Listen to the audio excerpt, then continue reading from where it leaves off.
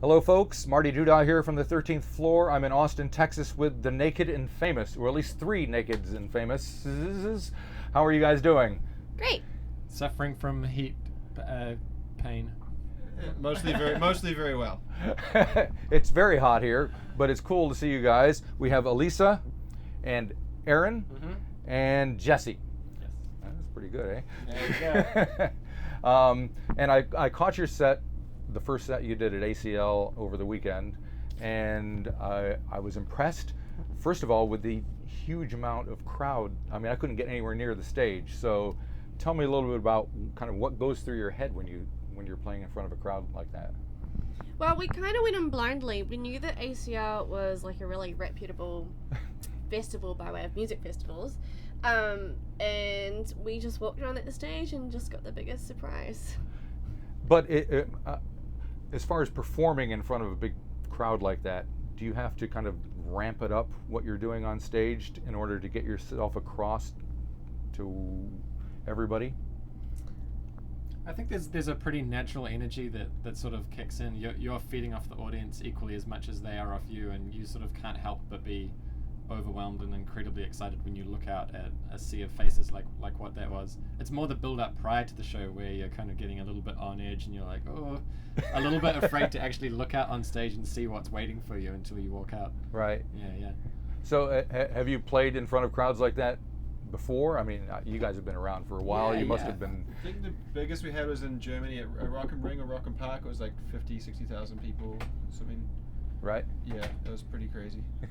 50,000 Yeah, people. it just kept going. It was pretty wild. Yeah. That one, and the other one that comes to mind is Coachella back in 2014, where we just had a beautiful like Sunday evening slot where everyone had sort of recovered from the night before and had come out to see us, and it was like 6 or 7, or maybe a little bit earlier, but that was almost like you just looked out at the horizon and the faces just kept going and going. Yeah. And the interesting thing was, when I was watching you guys there, somebody was wearing a t-shirt from a Lollapalooza show from like, I think 2011, and you know how they have all the names of all the bands, and you guys were listed in tiny little letters. Tiny down the bottom.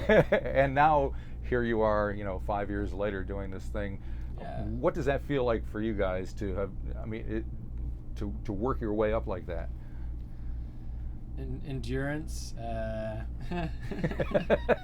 little bit of downtime in between to recover and start, get ready for round 3, which we're on now. I mean, yeah, it's been a long journey for us, and feels like just a constant climb as well. There's been no drop off. Right. Yeah. So now, obviously, new album is out. Well, it's about a week and a few days away from now. And it's called Simple Forms. The first obvious stupid question is what is the significance of the title? Go for it. I think Tom was really, we were going back and forth on album titles, and what we tend to usually always do is find lyrics that might, speak to us in some way, and Simple Forms was the one that we agreed on, and it's lifted out of a lyric called We're Made in Simple Forms from a song called Falling, which is on the album. Mm-hmm. And Tom explains it much better than I do, but he always harps on about how he hates how really difficult and complicated stories or situations are condensed into really simple terms. And I think it's like more of a contradiction, a conversation starter to speak about the more complicated things in this life that we live. Now, speaking of complicated things, probably the big story behind the album is the fact that you guys broke up, and obviously people are going to be wondering how that affected the music and the making of the record. And was there any time when the band considered splitting because of that? Well, yeah, everything felt like there was one period where it felt like we were functioning inside a pressure cooker, Right. and if we didn't get some space, things were going to explode and people were going to start losing their minds. But I mean, I don't want this kind of backstory to overshadow the music at all. Right. I mean, this happened for us so many years ago now. Right. And it's just old hat. But of course, any relationship that I have in my life with band members, with anyone, it's going to affect what comes out of me when I create. So it doesn't really matter who the relationship is with. I'm always going to be affected by everything when I create music. So overall, it's your third album. It's been 3 years since the previous record. What would you tell people is that the band has changed, what this record sounds like compared to what they've heard before?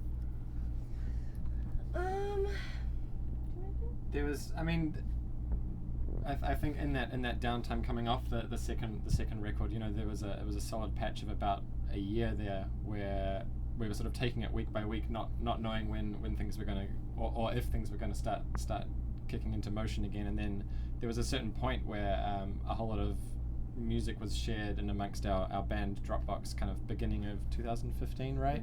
And that was the sort of first batch of these fresh demos that then became the third record. And there was definitely an immediate recognition of things being pushed in like a lot more of a pop focused direction, sort of coming from a lot of Tom's songwriting. That's where a lot of the original demos had sort of started from, and yeah, there was just definitely a feeling of us really going back to our pop focused roots of certain songs on Passive Me Aggressive You, the first record, and that sort of thing.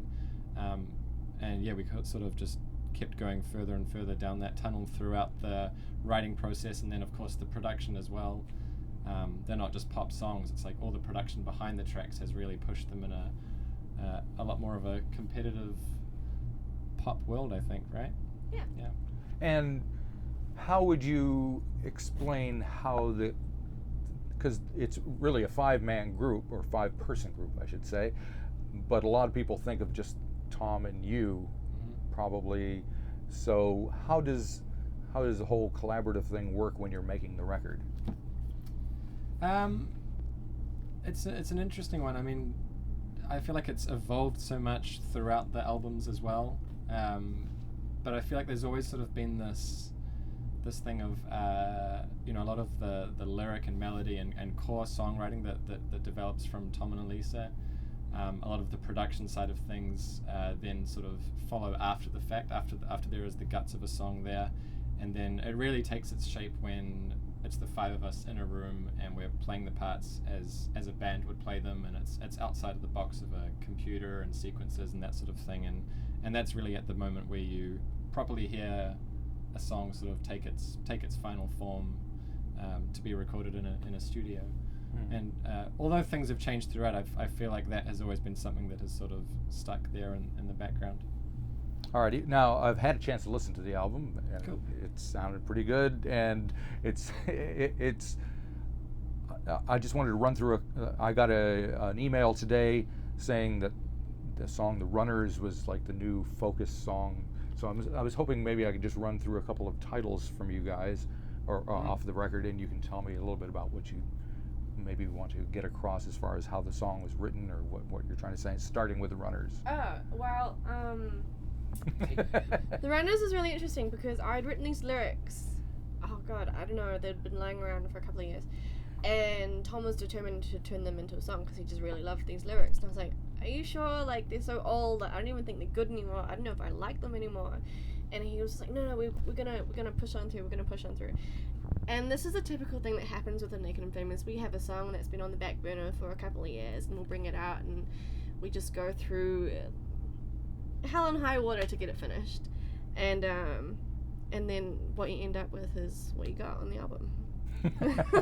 It was just like this journey from the last couple of years, and then it finally took its final form on this record. Now, one of the songs I was impressed with was "Water Beneath You," which I Yeah. think is the second track on the album. Yes. First? No, it's the first. No, we're mixing it up with how we're opening our set tonight right, at this show right next door. We've been looking at our set list too much. The actual album is higher than the single. Higher is the first, That's the and first then- track. Water Beneath You comes afterwards. Right. But That's so when we get going shortly, yeah, we've flipped the two songs around. I completely had that wrong. I would have bet money it was the other way around. And the record isn't even out yet. So what can you tell me about that song?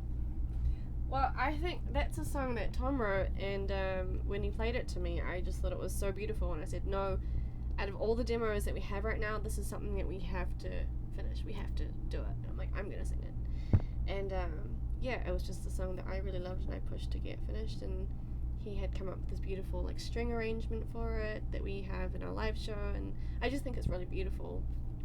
Alrighty. And it drops so hard. Drops Right, so hard. Like, right. These fans are gonna get blown away any minute.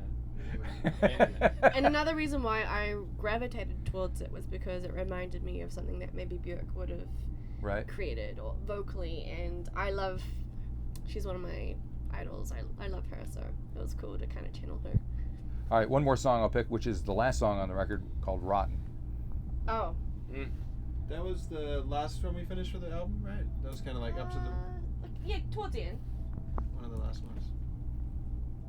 I'm distracted right now because my phone's ringing in my pocket and it's buzzing, and I'm hoping it's. You need a moment to yourself for that. Well, it was actually an important call, but look, blocked number. They don't even deserve to be answered. If you're gonna block your number, sorry to distract. That's all right. Rotten. Yeah. What about it? Yes. What about it?